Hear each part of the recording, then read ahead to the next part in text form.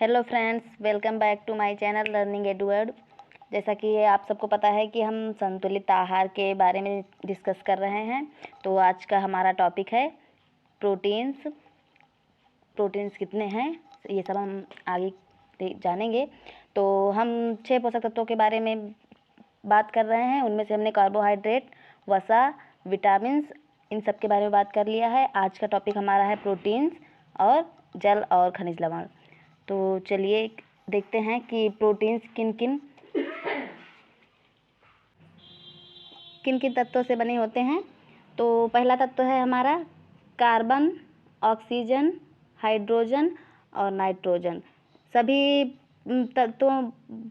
पोषक तत्वों में केवल कार्बन, ऑक्सीजन और हाइड्रोजन ही पाया जाता है। प्रोटीन से एकमात्र ऐसा न्यूट्रिएंट्स है हमारा जिसमें हमें नाइट्रोजन भी मिलती है।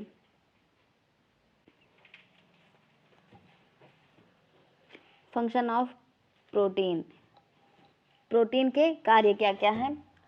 तो makes of all type of enzymes, मतलब कि सभी प्रकार के एंजाइमों का निर्माण करना प्रोटीन का कार्य है। It heels broken bones of body, ये हमारे शरीर की टूट फूट की मरम्मत भी करता है, हड्डियों की और दांतों वगैरह की। गिव्स एनर्जी थ्रू ऑक्सीडेशन, और ये ऑक्सीकरण के द्वारा हमें ऊर्जा भी प्रदान करता है। प्रोटीन से ही हमें ऊर्जा प्राप्त होती है। Synthesize fat and stronger teeth, ये वसा को संश्लेषित करके हमारे दांतों को मजबूत बनाता है। ये भी प्रोटीन का कार्य है। प्रोटीन के और बहुत सारे कार्य हैं, जैसे कि हमारे शरीर में टूट फूट की मरम्मत तो करता ही है ये। इससे हमारे शरीर की शारीरिक वृद्धि बहुत अच्छे से होती है, विकास, मानसिक वृद्धि भी हमारी अच्छी होती है। और प्रोटीन हमारे शरीर में नई नई कोशिकाओं का भी निर्माण करता है। तो ये सभी प्रोटीन के कार्य हैं। सोर्स ऑफ प्रोटीन, मतलब कि प्रोटीन का स्रोत, प्रोटीन हमें कहाँ कहाँ से प्राप्त होता है। तो सबसे पहले हम देखेंगे कि जो प्रोटीन हमें जंतुओं से प्राप्त होते हैं, अर्थात फ्रॉम एनिमल्स, जैसे कि मीट, फिश, मिल्क, एग, चीज, घी, ईटीसी। मांस, मछली, दूध, अंडे, पनीर और घी, ये सभी वस्तुएं हमें जंतुओं से प्राप्त होती हैं। और इनसे जो प्रोटीन होता है उनको हम कहते हैं कि जंतुओं से प्राप्त प्रोटीन्स, हमें जंतुओं से प्राप्त प्रोटीन्स हैं। और वनस्पतियों से प्राप्त प्रोटीन्स यानी फ्रॉम वेजीज, जैसे ग्रेन्स, अनाज हो गया, पल्सेस, सभी प्रकार की दालें हो गई, ग्राउंड नट मीन्स मूंगफली हमें वनस्पतियों से मिलते हैं, आमंड यानी बादाम, तो ये सभी हमें वनस्पतियों से मिलते हैं। और मछली, मांस, अंडे, चीज, घी, ये सभी हमें जंतुओं से प्राप्त होते हैं। जंतुओं से प्राप्त होने वाले प्रोटीन पशुजन्य कहलाते हैं, और वनस्पतियों से प्राप्त होने वाले प्रोटीन वनस्पतिजन्य कहलाते हैं। अमीनो एसिड या अमीनो अम्ल इसको कहते हैं। तो amino acid is the smallest unit of protein. Amino अम्ल होता गया है। अमीनो अम्ल प्रोटीन का एक छोटा अणु कई अमीनो अम्लों से मिलकर बना होता है। तो हम कह सकते हैं कि अमीनो अम्ल प्रोटीन की एक सबसे छोटी इकाई है। बहुत ही प्रोटीन की एकदम सबसे छोटी इकाई अमीनो अम्ल कहलाती है। तो प्रोटीन अमीनो अम्ल भी दो प्रकार के होते हैं, एक नॉन इसेंशियल होता है और दूसरा इसेंशियल होता है। नॉन इसेंशियल वे प्रोटीन होते हैं जो कि हमारे शरीर में स्वतः अपने आप से बनते हैं, हमें उसके लिए किसी भी चीज़ की आवश्यकता नहीं होती कि हाँ, तो वे नॉन इसेंशियल होते हैं, अर्थात अनावश्यक प्रोटीन होते हैं। और इसेंशियल प्रोटीन, जैसे हम जो भी भोजन करते हैं उससे हमें जो प्रोटीन प्राप्त होते हैं वो इसेंशियल प्रोटीन कहलाते हैं, यानी कि आवश्यक अमीनो अम्ल कहलाते हैं।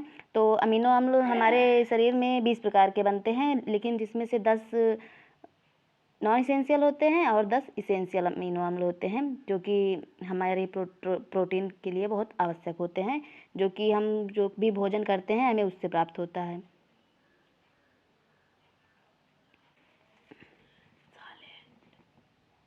अब हम वाटर एंड मिनरल साल्ट, ये भी पोषक तत्व है, इसके बारे में जानेंगे, जल और खनिज लवण।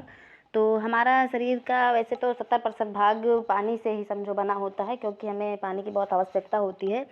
तो हमारे शरीर के 45 से 80% भाग में पानी होता है या पानी की ज़रूरत होती है, और 4 से 5% हमें मिनरल्स की भी ज़रूरत होती है, जिससे हमारा शरीर हेल्थी रहे। तो हम अब मुख्य खनिज लवण देखेंगे कि कौन कौन से खनिज लवण हैं जो हमारे बॉडी के लिए बहुत आवश्यक हैं।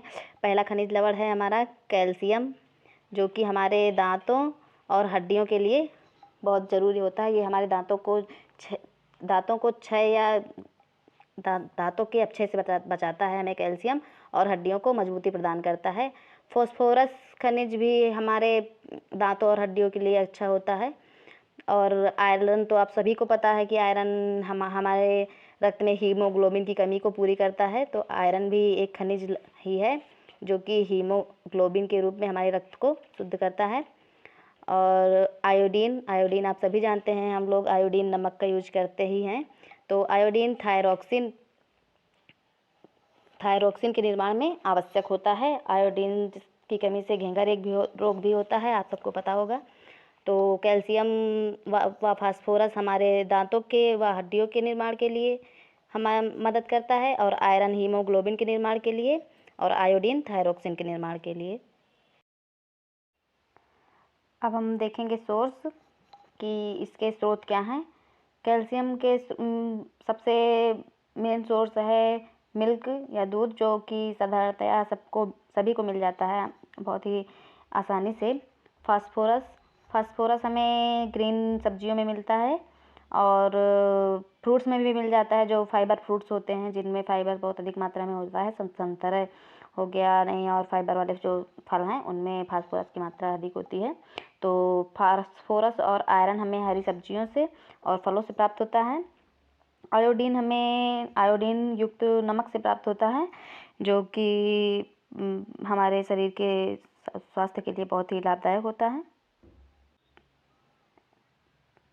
अब हम देखेंगे quantity of nutrients in balanced diet. संतुलित आहार में पोषक तत्वों की मात्रा कितनी कितनी होनी चाहिए एक संतुलित आहार में, वो हम देखेंगे। सबसे पहले देखेंगे हम कार्बोहाइड्रेट्स।